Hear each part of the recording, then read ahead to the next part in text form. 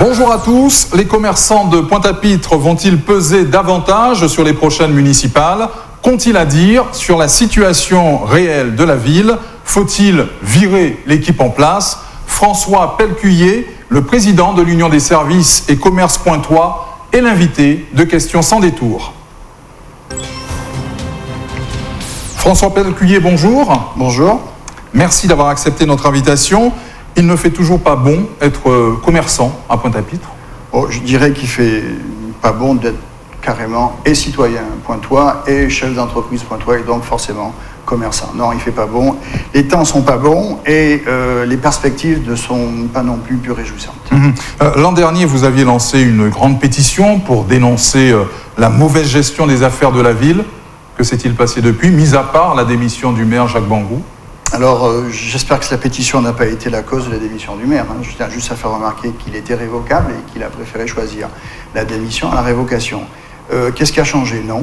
Ce qui avait été décrié lors de cette pétition s'est vu carrément enchaîné jour après jour de vérité. Voilà.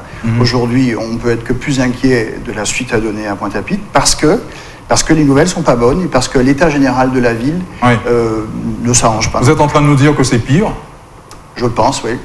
Ouais. Quels sont vos grands sujets de préoccupation ? Quelles sont les urgences, là ?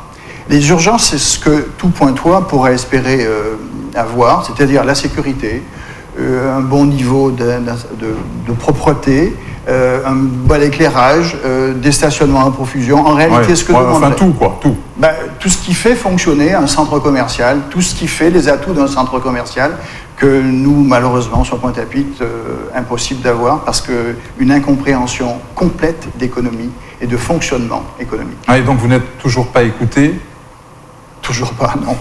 Toujours pas, non. Ça devient même kafkaïen, ce genre d'échange. Ça devient même problématique parce qu'on se rend compte que la réalité de l'histoire, elle s'impose à tout le monde et les doléances d'une ville dynamique, audacieuse, sont écartées du fait que pas de moyens ou pas de possibilité de mettre ça en place. Et vous dénoncez, on l'imagine, un matraquage fiscal, sauf qu'il va bien falloir payer la facture des 90 millions de déficit. Qui va payer ? Alors, ce matraquage fiscal, il n'existe pas depuis hier. Ça fait un petit moment. Vous l'avez vu grossir au fil des années. On l'a vu grossir, on l'a vu se modifier. On n'augmente pas les impôts indirects, mais on augmente la taxe d'ordures ménagères, la TOM. On a eu se créer un autre impôt qui était la taxe d'habitation, la surtaxe des taxes d'habitation sur les logements vacants. On a vu un lissage de zones qui n'était pas en notre faveur. Non, franchement, voilà. Et donc les pigeons, c'est vous ? Non seulement on est pigeons, mais on est devenu victime, et maintenant on est coupable de ne pas avoir su faire. Donc ça devient un peu particulier à Pointe-à-Pitre. Comme c'est le cas pour chaque élection, les commerçants de Pointe-à-Pitre auront leur mot à dire. Vous allez vous engager ?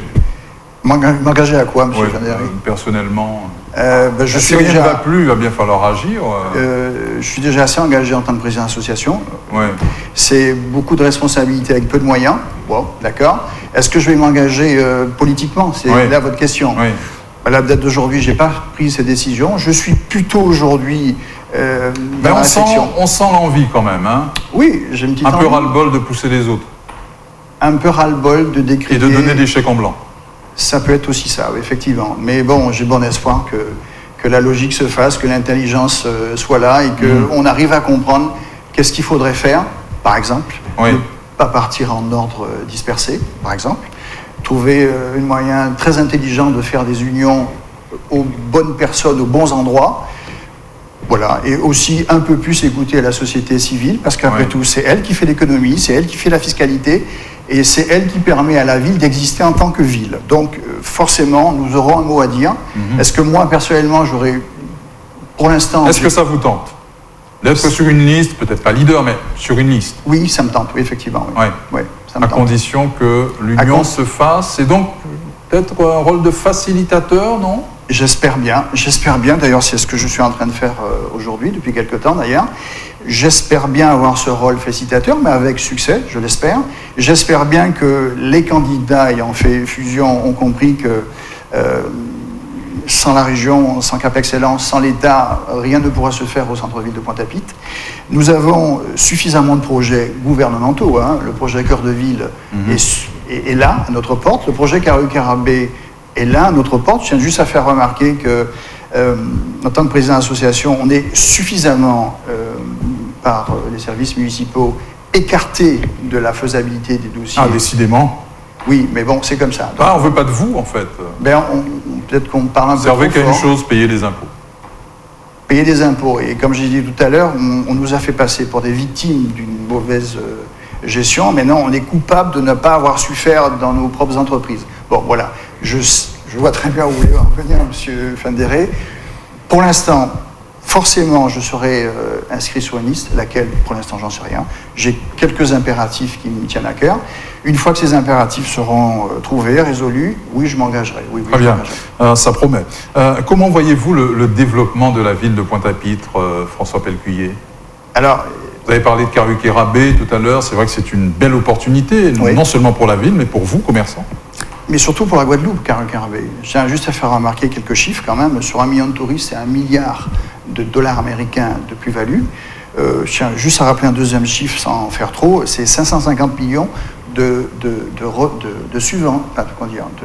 collecte fiscale de la région Guadeloupe. Donc, vous voyez, 700-800 millions d'euros de plus-value de Caruquet-Rabé, un peu moins de la moitié de collecte fiscale pour la région Guadeloupe.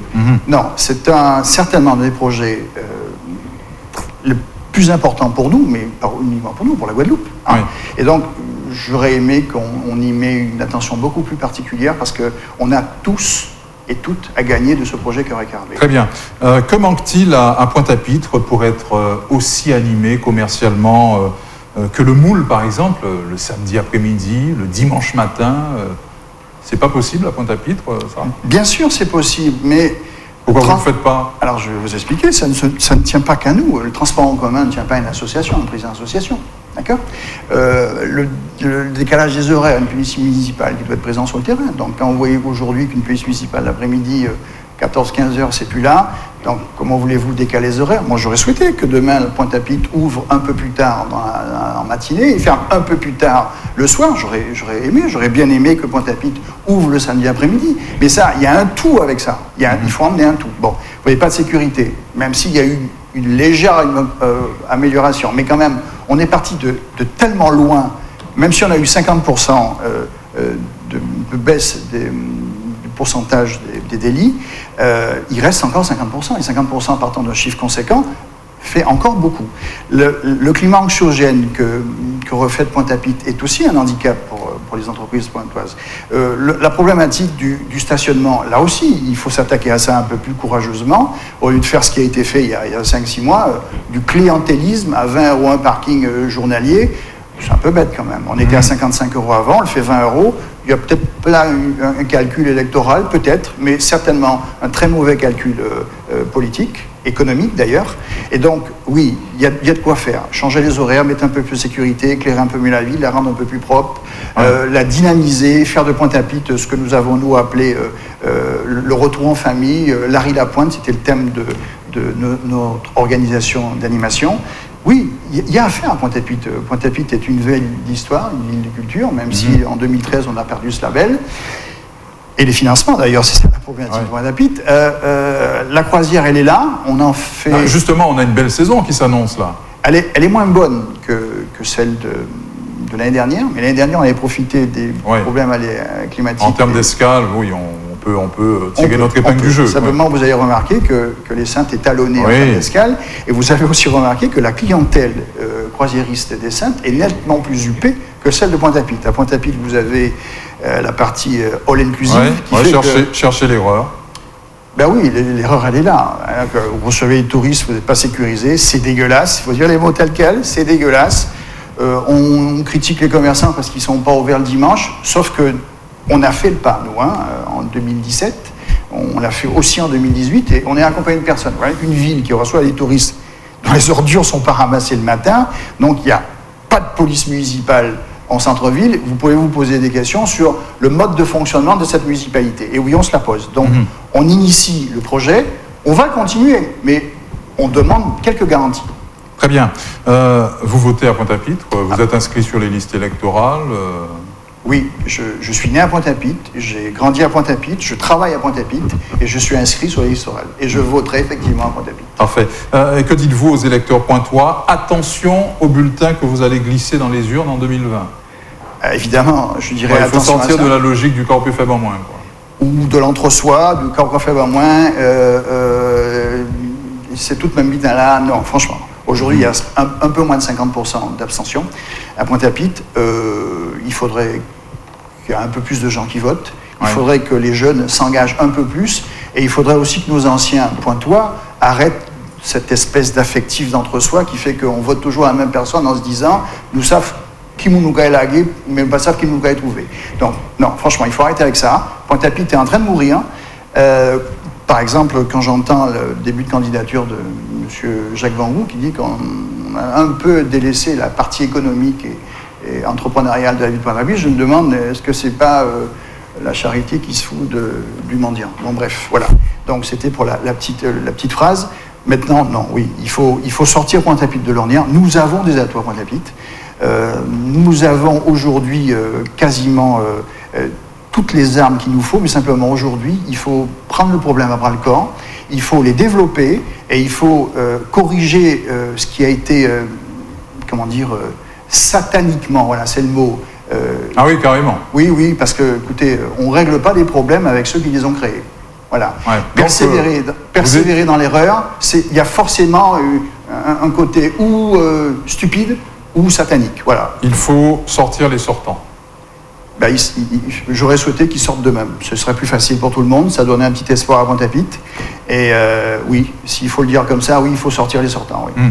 Le meilleur profil pour vous, pour occuper ce fauteuil de maire de Pointe-à-Pitre? Ça, c'est une question piège, M. Van der Rey. Mais bon, je vais y oser. C'est celui qui réunira un électorat le plus large possible, aussi que nos anciens, que nos jeunes. C'est celui qui aura, un peu d'atouts avec Cap Excellence, beaucoup d'atouts avec l'État et énormément d'atouts avec la région Guadeloupe. Voilà. Qui comprennent que le projet Caru-Kérabé doit être imbriqué avec le projet Cœur de Ville, d'accord? Ce qui n'en prend pas la tournure à la date d'aujourd'hui. Une municipalité qui ne s'est jamais préoccupée d'économie ne peut pas aujourd'hui emmener des solutions. D'accord? C'est parce qu'on a lancé une phrase en début de campagne que c'est la panacée. Personne ne tombera dans le panneau. On sait tous très bien pourquoi Pointe-à-Pitre en est arrivé là, parce qu'on a fait de l'entre-soi systématiquement, on a privilégié du logement social, il faut le dire, hein, je n'ai rien contre ceux qui ont bénéficié du logement social, mais aujourd'hui on a quasiment déséquilibré la balance fiscale. 84% de logement social avec 22-23% de contribuables, c'est comme si demain vous avez une Ferrari avec un moteur de 2 chevaux, une 2 chevaux avec un moteur de Ferrari. Ça ne peut pas le faire dans le temps. Bon, aujourd'hui, qu'est-ce qu'il faut faire? Il faut redonner des capacités de création d'entreprises, de création de plus-value, donner du travail aux jeunes pointois, parce que la problématique, elle est là, et il faut aussi délimiter aujourd'hui qu'est-ce que veut vraiment ce jeune pointois. Hein, c'est fini cet entre-soi-là, c'est fini de se dire Kaurabaï, c'est bitin à ça. Non, donne-toi à toi, et puis on verra ce qu'on peut faire ensemble. Très bien. François Pelcuyer, merci d'avoir été notre invité, merci d'être venu jusqu'à nous. Merci à vous d'être toujours fidèle à notre rendez-vous. Question sans détour revient très vite sur OTV News.